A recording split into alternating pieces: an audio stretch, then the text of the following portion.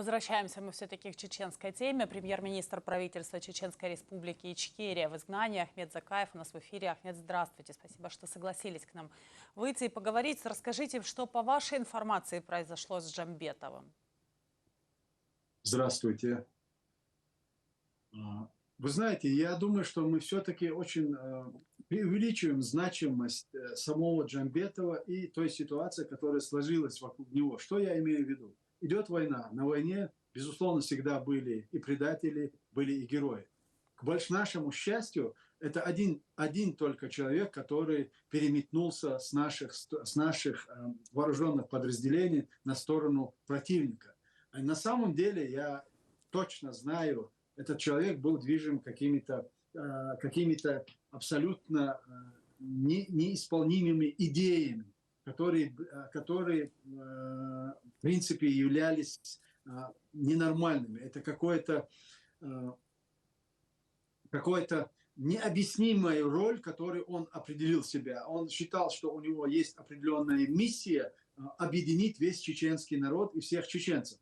И поэтому, я думаю, именно на этой волне те, кто следили и наблюдали за ним все эти несколько месяцев, которые он находился в Украине, решили использовать его чисто в пропагандистских целях, чтобы показать, что этот человек, который находился в рядах ВСУ или чеченских подразделениях, переметнулся к Кадырову. Я думаю, только эта задача. А так, в принципе, ни в военном отношении, никаких секретов, ничего, никакое значение ни для вооруженных сил Украины и для чеченских подразделений, даже для тех, кто сегодня, кому он примкнул, он не имеет никакого такого какого-то значимости.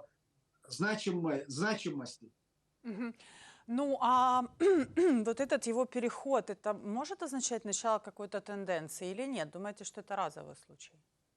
Нет, я уверен в том, что если исходить из нашей позиции, мы только рады тому, что он так, не затягивая все эти процессы, он переметнулся. И сегодня лучшей пропагандой, что приходит, что случается с предателями, мы сами не смогли бы провести, которую он сам провел. Вы понимаете, сегодня в чеченском обществе, те, которые за ним наблюдали, когда он был в рядах вооруженных сил Чеченской Республики, в рядах вооруженных сил Украины, к нему бы относились с большим уважением. А сегодня этот человек на самом деле стал посмешищем. И все это видят, и все это понимают. И поэтому это очень хороший урок для тех, кто, если вдруг даже у кого-то в голове возникнет идея и мысль перемотнуться туда, что он этого уже не сделает.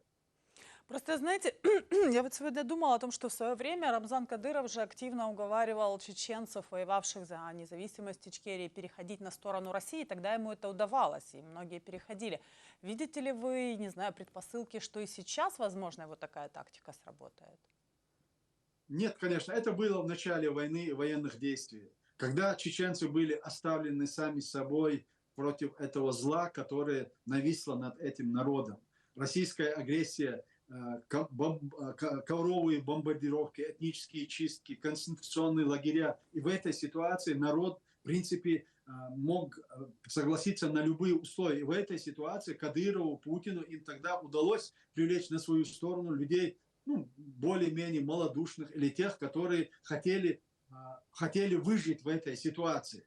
Это одна цель была. А сегодня совершенно другая картина, и поэтому это уже не повторится. Мы видим, что дни Кадырова сочтены, дни Путина сочтены. И в этой ситуации только человек, который не совсем психически нормальный, может себе позволить перейти на сторону проигравшего. Вот что и произошло с Джамбетовым. Именно если бы он был бы в здравом уме, вот сегодня в этой ситуации он бы не переметнулся. И поэтому у меня нет каких-либо опасений, что по его примеру последуют другие, или же Кадырову удастся сделать то, что тогда в начале войны удалось сделать его отцу и Путину.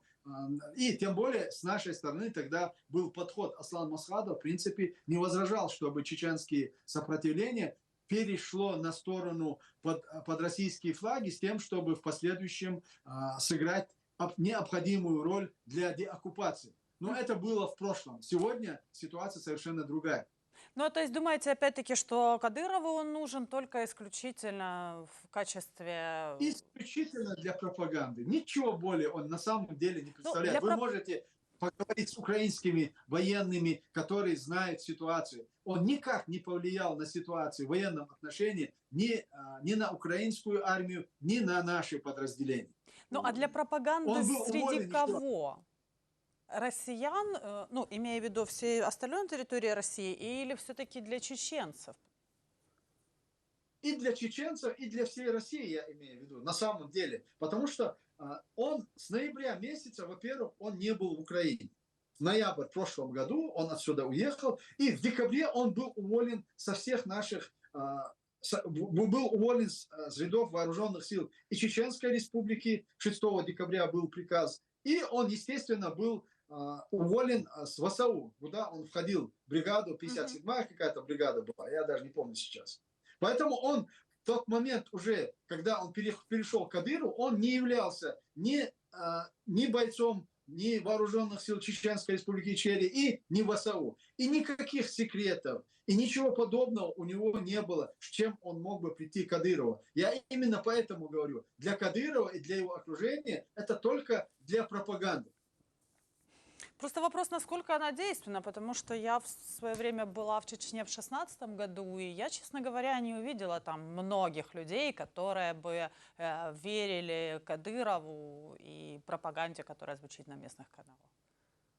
Сейчас их еще меньше на самом деле. Я говорил вчера, по-моему, они стали заложниками собственной пропаганды. Они на самом деле живут в каком-то своем мире, они оторваны от реальности. И вот то, что вокруг них и внутри себя, вот во что они верят или они хотят, чтобы кто-то в это поверил, вот на это они и работают сегодня. Что ж, спасибо вам большое. Премьер-министр правительства Чеченской республики Ичкерия в изгнании Ахмед Закаев свою позицию нам высказал. Спасибо большое.